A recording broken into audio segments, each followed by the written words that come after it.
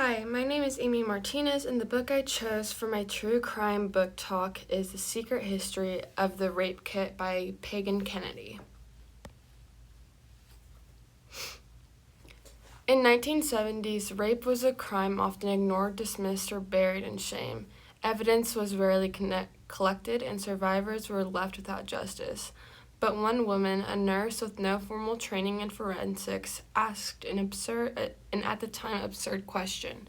What if we could use science to catch rapists? Her idea would go on to change everything, yet for decades no one even knew her name.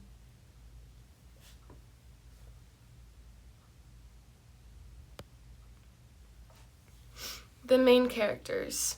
The story centers around Marty Goddard, a social worker in the 1970s who saw the rape victims weren't being taken seriously by the police.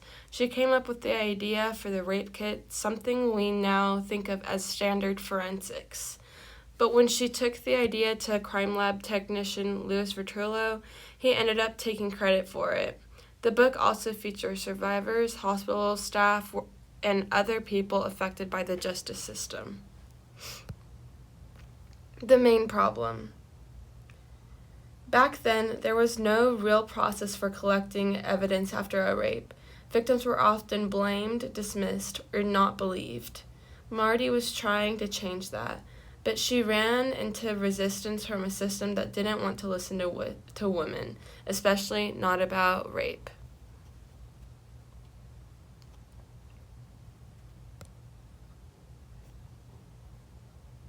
The Rape Kit.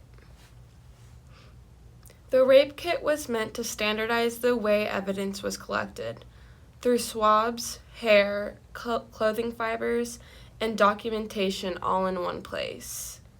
It could have been revolutionary, but Vertullo originally mocked her idea before stealing it and presenting it as his own.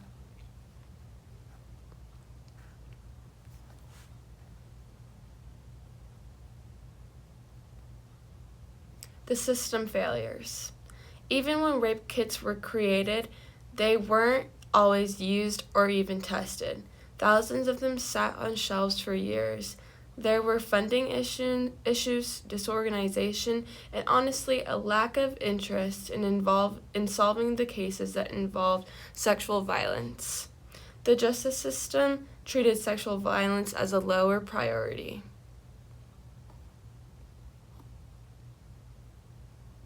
Often, if the rape kits did go through, people like the police officers or even the people collecting the evidence would end up throwing it away so that it never really got to the place where it needed to go in order for the rapist to be caught. The book. The book reads like a mix of biography and mystery. Pagan Kennedy takes us through Marty's story while also exploring how the rape kit changed crime solving. She uses interviews, research, and personal stories to make the topic feel real and urgent.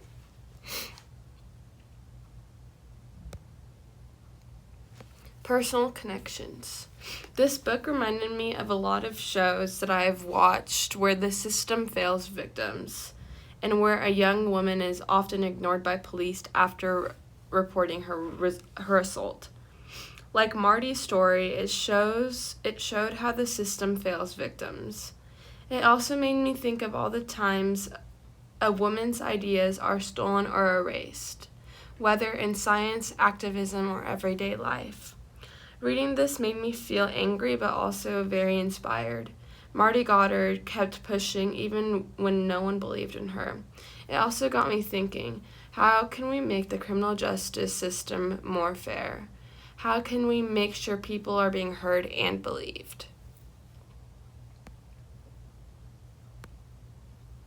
Academic response. I'd say that the book was pretty easy to understand, but it dealt with some very heavy topics. Pagan Kennedy